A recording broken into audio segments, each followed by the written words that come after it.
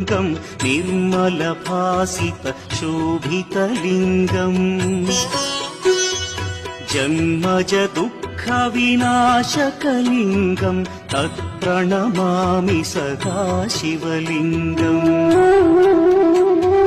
देवमुनिप्रवरार्चितलिङ्गं कामदहन करुणाकरलिङ्गम् रावणदर्पविनाशकलिङ्गं तत्प्रणमामि सदा शिवलिङ्गम्